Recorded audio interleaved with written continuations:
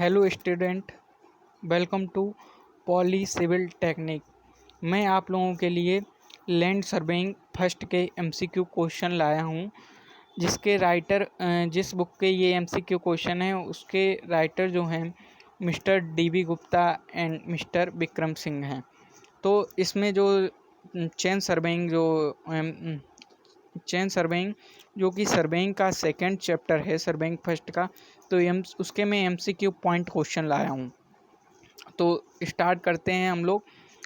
ऐसे कि पहला जो क्वेश्चन है हमारा वो चेन सर्वेइंग के लिए छोटा, सीमित, खुला हुआ तथा समतल एरिया होना चाहिए। मतलब कि चेन सर्वेइंग जहाँ पर हम लोग कर सकते हैं वहाँ के लिए छोटा एरिया होना चाहिए, खुला हुआ होना चाहिए एवं समतल एरिया होना चाहिए। हिल एरिया में हम लोग नहीं कर सकते हैं। यही दूसरे पॉइंट में बताया गया है कि पर्वतीय क्षेत्रों घने जंगल वाले पर्वतीय क्षेत्रों, घनी आबादी वाले स्थानों में जरीब सर्वेक्षण में कठिनाई आती है। मतलब कि हिल टाइप एरिया होगा, जैसे पर्वतीय एरिया हो गया, पर्वतीय क्षेत्र हो गया, घने जंगल हो गए, फॉरेस्ट टाइप हो गया, तो वहाँ पर हम लोग चेन सर्वेइंग यूज नहीं करते हैं। वहाँ पर हम लोग कंपास सर्वेइंग यूज करते हैं। कंपास सर्वेइंग जब हम लोग चेन सर्वेइंग पूरा चैप्टर कंप्लीट कर लेंगे, इसमें समथिंग 250 के से एबव मिनिमम क्वेश्चन बनेंगे एमसीक्यू के। तो मैं वो आपको पूरा चेन सर्वेइंग कंप्लीट करवाऊंगा। और संभवतः हम लोगों के एग्ज़ाम जो हैं वो 10 अगस्त के आसपास होंगे। तब तक मैं आपको अच्छी तरीके से आपका ये पूरा सब्जेक्ट कवर करवा दूंगा। आप टेंशन फ्री हो जाइए, केवल आप हमारे चैनल को सब्सक्राइब कर दीजिए। और अगर कुछ भी आप इसमें चेंजिंग चाहते हैं तो आप कमेंट कर करके बता सकते हैं। तो सामान्य कार्य के लिए चेन सर्वेइंग यूज कर सकते हैं। जैसे कि वो लोग पूछ सकते हैं कि सामान्य कार्य के लिए हम लोग चेन सर्वेइंग यूज कर सकते हैं, ट्रू एंड फॉल्स। तो आप इसका आंसर लगा सकते हो ट्रू, कि सामान्य और सिंपल कार्य में हम लोग चेन सर्वेइंग यूज कर सकते हैं। और चेन सर्वेइंग में उपलब्ध धनराशि तथा कार्य अवधि सीमित होती है। जो मतलब कि धनराशि, जैसे कि मैंने चेन सर्वेइंग के लिए, जैसे कि मैंने केवल एग्जाम्पल के तौर पर मैंने 10,000 रुपीज़ जो है सर्वे के लिए निकाल दिए। जो हमारा कॉन्ट्रैक्ट था उसमें 1 लाख का था, उसमें मैंने 10,000 रुपये जो था वो सर्वे के लिए दे दे। तो फिर ये जो है एक निश्चित धनराशि और कार्यवधि भी, मतलब कि मुझे 10 दिन के अंदर में ये सर्वे पूरा कंप्लीट चाहिए है। कोई भी एक एरिया दे दिया, मतलब कि 10 स्क्वायर फीट, और उसका मुझे सर्वे जो है 2 दिन में पूरा चाहिए। तो इस तरीके से हम लोग चेन सर्वेइंग जो है उपलब्ध धनराशि तथा कार्यवधि सीमित होती है, तो आप इसका ट्रू लगा सकते हो। निम्न स्थिति में चेन सर्वेइंग का यूज नहीं करना चाहिए। वो आपसे एमसीक्यू में पूछ सकता है कि निम्न स्थिति में चेन सर्वेइंग यूज नहीं करना चाहिए। वो आपको ऑप्शन दे देगा, जैसे कि खुला एरिया हो गया, समतल क्षेत्र हो गया, छोटा एरिया होगा, और इसमें ये डाल दिया इन्होंने पर्वत एरिया। तो ये पर्वत एरिया जो है, तो यहाँ पर हम लोग चेन सर्वेइंग यूज नहीं कर सकते हैं। तो आप लोगों को हिल एरिया लगा करके आना है। यहाँ हिल एरिया ना दे करके ऊपर वाले ये 3 ऑप्शन इन्होंने दे दिए, और उसके बाद इन्होंने घनी आबादी वाला दे दिया, तो घनी आबादी वाले दे दिया, तो फिर हम लोगों को ये चूज़ कर देना है। और ये दोनों दे दिए हैं तो फिर ए या बी करके, तो फिर ए और बी कर देना है। यहाँ ऊपर खाबर एरिया, मतलब कि इनमें से वो कुछ भी दे सकता है।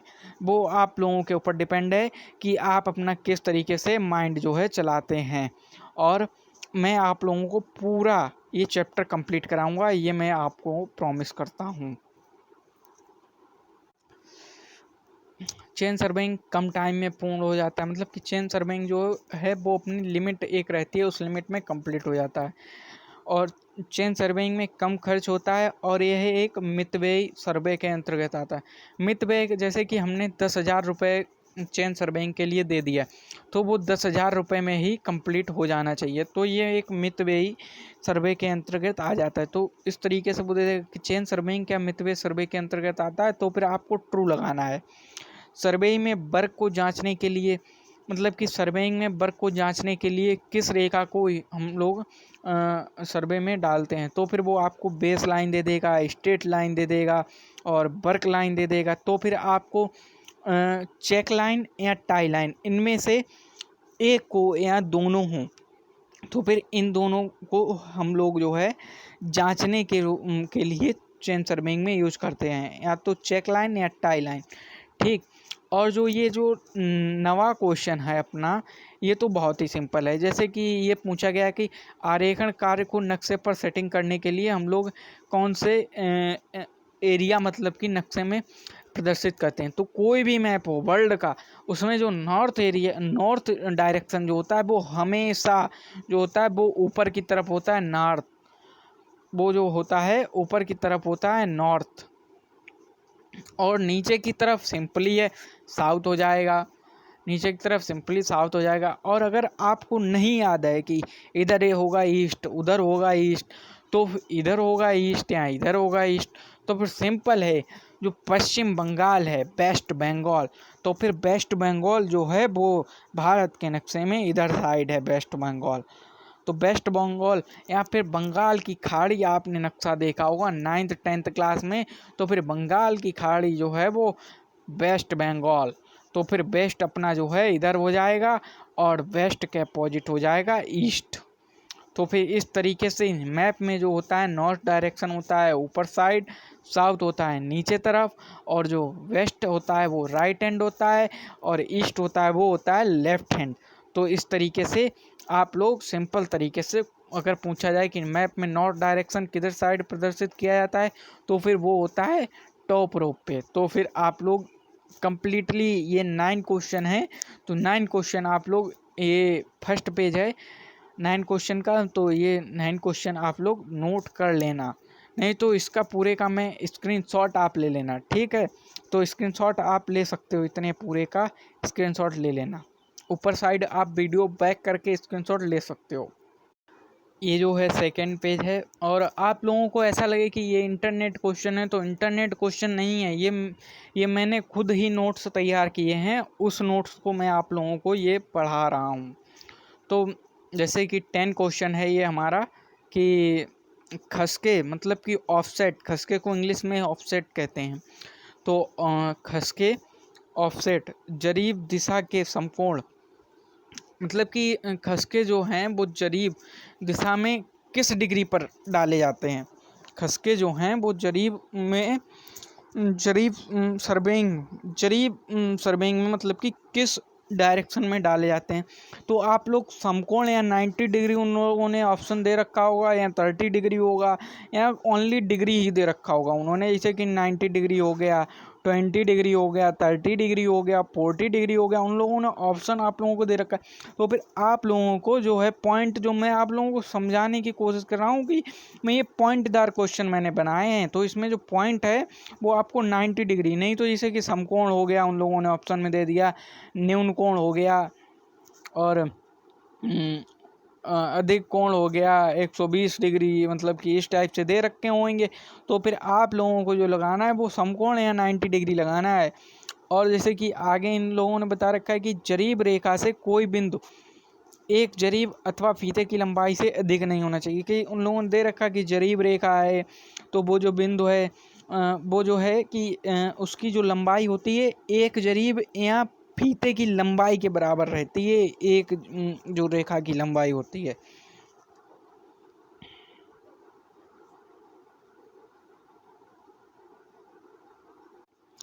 तो क्षेत्र में किसी नए बिंदु को स्थापित करने के लिए कौन से मतलब कि पॉइंट मानते हैं, तो फिर रिफरेंस पॉइंट मानते हैं। क्षेत्र में किसी नए बिंदु को स्थापित करने के लिए दो स्थायी संदर्भ बिंदु, हिंदी में संदर्भ बिंदु हो गया और इंग्लिश में रेफरेंस पॉइंट, जो भी मतलब कि इम्पोर्टेंट है। वैसे कि लोगों मतलब कि स्टूडेंट या बच्चों ने मुझसे कहा, हमारे मित्रों ने, कि जो हिंदी में आप MCQ लाइए, तो फिर मैं हिंदी में लेकर के आया हूँ, और अगर इंग्लिश में कहोगे तो फिर मैं इंग्लिश में भी आपको बना दूँगा। तो कोण मापन के लिए मतलब कि उन्होंने पूछ दिया कि कोण मापने के लिए जो सर्वेइंग में किस इंस्ट्रूमेंट का यूज करते हैं, तो कोण मापने के लिए कंपास या थियोडोलाइट का उपयोग किया जाता है। अंकन कार्य ड्राइंग कार्यालय में बैठकर किया जा सकता है। मतलब कि उन्होंने दे दिया कि अंकन कार्य मतलब कि कुछ लोगों के माइंड में नहीं आता अंकन क्या है। तो अंकन जो होता है वो नोट मतलब कि कोई भी हो गया, नोट बनाना हो गया, जैसे कि एक एरिया हो गया कि उसकी लेंथ इतनी है, बेस्ट इतनी है, ऊंचाई इतनी है, चौड़ाई इतनी है। तो इस तरीके से जो अंकन हो गया उसको मतलब कि नोट्स बनाना हो गया। तो नोट्स तो हम कार्यालय में बैठ करके भी लिख सकते हैं, तो अंकन कार्य कार्यालय में बैठ करके हो सकता है। तो इसे ट्रू हो गया, जो मतलब कि इसमें सब ट्रू ही हैं। हाँ, और जैसे कि स्टेशनों को दूर से पहचानने के लिए उन पर आरेखर दंड या झंडियाँ गाड़ दी जाती हैं। तो मतलब कि स्टेशन को दूर से पहचानने के लिए फिर वो उसमें आपको पेक दे देंगे ऑप्शन में, रैंगिंग रोब हो जाएगा। और मतलब कि और भी मतलब कि ए और बी करके दे देंगे या फिर कुछ भी ऑप्शन दे देंगे। तो फिर आपको जो है इन दोनों को ही लगाना है और किसी को नहीं लगाना है। और क्षेत्र से जरीब फीते द्वारा ली गई सभी माप को एक दफ्ती मतलब कि क्षेत्र से जो भी हमारा लेंथ हो गया, ब्रेड्थ हो गया, उसको जिस बुक में हम लोग नोट करते हैं, जैसे कि उन्होंने कह दिया कि सर्वेइंग में किस बुक का यूज करते हैं, तो फिर उसको हम लोग कहते हैं FIELD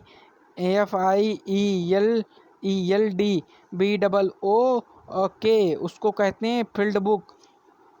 तो जो है फील्ड बुक मतलब कि चैन सर्वेइंग में हम लोग यहाँ पे कोई भी सर्वे हो गया उसमें ना तो नोट बुक होगी, ना तो कॉपी बुक होगी, उसमें होगा केवल फील्ड बुक। तो आप लोगों को फील्ड बुक ही लगा करके आना है।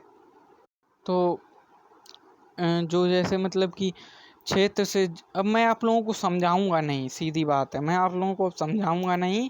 मैं सीधे पॉइंट जो मैंने बनाए हैं नोट्स में वो पॉइंट ही आपको बताऊंगा। अगर आपको समझना है तो फिर आप लोग कमेंट कर देना, ठीक है। तो क्षेत्र से जरीब फीते द्वारा ली गई सभी नाप एक दस्ती पंजिका, जो दस्ती पंजिका मतलब कि शुद्ध हिंदी हो गया, इतना तो हिंदी मुझको भी नहीं आता, लेकिन जो बुक से मैंने तैयार किया था तो उसमें ये मतलब कि मैंने पढ़ा है। तो इंग्लिश में फील्ड बुक हो गया, हिंदी में दस्ती पंजिका में लिख लिया जाता है। तो मतलब कि देखो ये जो है आप लोग इसको भैया 100% लिख लेना। हाँ, 100% आने के चांस हैं। जैसे कि जरीब एक मतलब कि किस लैंग्वेज का, तो जरीब एक फारसी उर्दू का शब्द है। जरीब एक फारसी उर्दू का शब्द है जिसको भूनापिकी इसको भूनापिकी भी कहा जाता है। इंग्लिश में हो गया ये चैन, भैया देख लो इंग्लिश में हो जाएगा चैन, हिंदी में हो जाएगा जरीब। और भूनापिकी भी हो गया भाई, भूनापिकी। और जरीब जो है वो उर्दू का शब्द है, तो फिर जरीब जो है वो एक फारसी उर्दू का शब्द है, इसे भूनापिकी भी कहते हैं। जो मतलब कि जरीब जो है 4 mm मोटी जस्तीकृत मृदु इस्पात की तार की कड़ियों से बनाई जाती है। मतलब कि जरीब उन्होंने पूछ दिया है कि किससे बनाई जाती, तो फिर आप लोगों को उसमें जो ऑप्शन जो भी दे रखे हो वगैरह वगैरह 8 mm, 9 mm, 10 mm, 12 mm, लेकिन आप लोगों को केवल 4 mm ही लगाना है। समझ रहे हो, आप लोगों को 4 mm ही लगाना है, ठीक है। एक मैं आप लोगों को अभी नहीं, लेकिन एक डायग्राम था बुक में, वो मैं भूल गया तो कैप्चर करना, वो मैं आप लोगों को नेक्स्ट लेक्चर में या नेक्स्ट वीडियो में आप लोगों को मैं बता दूंगा। तो इस तरीके से तो एक कड़ी बराबर होती है मतलब कि एक कड़ी बराबर होती है 20 सेंटीमीटर। ये लोग आप लोग प्लीज़ नोट कर लेना भाई, ठीक। तो ये बहुत ही इम्पोर्टेंट पॉइंट हैं जो मैं आप लोगों को बता रहा हूँ। एक कड़ी बराबर होती है 20 सेंटीमीटर, ठीक, तथा 5 मीटर बराबर होता है 10 मीटर की दूरी पर, ठीक। मतलब कि जो जरीब होती है, जो चैन होती है, उसमें 5 मीटर या 10 मीटर की दूरी पर टैग लगे रहते हैं, टैग लगे रहते हैं। और टैग जो लगे रहते हैं उन टैग पर लिखा रहता है जो लेंथ होती है उसकी, 5 मीटर हो गया, 10 मीटर हो गया, वो लेंथ लिखी रहती है, ठीक है। बहुत ही धुंधला धुंधला मतलब कि लिखा दिख रहा होगा आप लोगों को कि भारत में मतलब कि उन्होंने अभी मैंने ऑनलाइन देखा था कि उसमें पूछ रहा था, ऑनलाइन इंटरनेट क्वेश्चन पे पढ़ा हुआ था कि भारत में मतलब कि कितने टाइप की श्रृंखला श्रृंखला भी कहते हैं जरीब को, श्रृंखला मतलब कि यूज की जाती। मैं तो भाई अचंभित हो गया कि कितने टाइप, श्रृंखला क्या। फिर मैंने जब चेंज किया जाके उसको इंग्लिश में जो, तो फिर वो वहाँ पर चैन निकला। तो चैन को श्रृंखला भी कहते हैं, जरीब भी कहते हैं, बूंद नापकी भी कहते हैं। अगर ये दोनों आ जाएं, ये तीनों आ जाए ऑप्शन में, तो फिर आपको ऑल द एबव लगा देना है, ठीक, ऑल द एबव। हाँ, तो फिर ये जो है भारत में पांच तरह की मतलब कि चैन यूज की जाती हैं, ठीक है। भारत में 5 तरह की चैन यूज की जाती हैं। एक तो अपनी यही हो गई इंजीनियरिंग चैन हो गई, मतलब कि इंजीनियरिंग चैन हो गई, गंटर चैन हो गई, राजस्व चैन हो गई, और 100 फुटा चैन हो गई। और एक और रहती है, 2 और रहती हैं, एक राजस्व चैन हो गई, इंजीनियरिंग चैन हो गई, गंटर चैन हो गई, और एक होती है शायद 100 फुटा चैन होती है शायद, आई होप। यहाँ आगे इसमें होगा नोट्स, मैं आपको बता दूंगा। अब माइंड ही तो है, तो भूल जाता हूँ, तो समझ सकते हो आप लोग। तो चैन सर्विंग जो देखो इंजीनियरिंग चैन की जो है वो ये देखो मैंने हेडिंग डाल रखी है, point of all type chain serving note, ठीक। तो चैन मतलब इंजीनियरिंग सर्वेइंग की कुछ पॉइंट हैं। इंजीनियरिंग सर्वेइंग की लंबाई जो होती है वो 100 फुट होती है, इसको 100 फुट चैन भी कहते हैं। एक जरीब में 100 कड़ियाँ होती हैं, इसलिए इसे 100 फुटी जरीब भी कहते हैं। और इसमें 10 मीटर की दूरी पर टैग लगा रहता है, इसमें 10 मीटर की दूरी पर टैग लगा रहता है। और ठीक है, तो ये सभी पॉइंट हैं, वो आप लोग नोट कर लेना। मैं पहले भी बताया था और अब भी कह रहा हूँ कि प्लीज़ नोट्स बना लेना, क्योंकि ये नोट्स ही हैं जो कि मैं आप लोगों के लिए इतनी मेहनत करके बनाया हूँ, ठीक है। तो आप लोग भी थोड़ी मेहनत कर लेना, और क्या। तो गंटर चैन की जो कुछ मुख्य बातें हैं वो आप लोग सुन लो। तो गंटर चैन मतलब कि गंटर चैन के जो कुछ मेन पॉइंट हैं वो एक हो गया, ये 6 फुट लंबी जरीब होती है। मतलब कि ये जो चैन है इसकी लंबाई होती है 66 फुट होती है लंबाई इसकी, ठीक है, 66 फुट। और ये जो है गंटर महाशय के नाम पर ही इसका नाम भी पड़ा था। ये जो देखो लिखा हुआ है, ये आप लोगों को दिख रहा है कि नहीं, देखो अभी लोग, 1 मिनट, नहीं दिख रहा है, चलो कोई बात नहीं, दिख रहा होगा जहाँ तक। ये गंटर महाशय के ही नाम पर ये जो था ये चैन मतलब कि नाम पड़ा था, ठीक है। और इसे सर्वेइंग चैन, इससे सर्वेयर, हाँ, गंटर चैन को ही सर्वेयर चैन भी मतलब कि सर्वेयर चैन भी कहते हैं गंटर चैन को। ये जो आप लोगों को दिख रहा हो शायद वो ये, तो मैं आप लोगों को गंटर चैन पढ़ा रहा था। तो गंटर चैन देखो इसका एक पॉइंट हो गया, ये 66 फुट, ये जो है 66 फुट लंबी होती है। ये गंटर चैन जो है 66 फुट लंबी होती है। ये इसका जो नाम था गंटर महाशय के नाम पर पड़ा था। इसे जो सर्वेयर चैन भी कहते हैं। और इस जरीब में भी 100 कड़ियाँ होती हैं। इस जरीब में भी, ये देखो मेन पॉइंट है, ये जो एक इंजीनियरिंग चैन में भी 100 कड़ियाँ होती हैं और गंटर चैन में भी 100 कड़ियाँ होती हैं, ठीक है। और अतः इसे एक कड़ी की, इसमें जो एक कड़ी की लंबाई होती है वो ये देखो इस तरीके से पूछ सकता है कि गंटर चैन में एक कड़ी की लंबाई कितने फुट होती है, तो फिर 0.66 फुट होती है।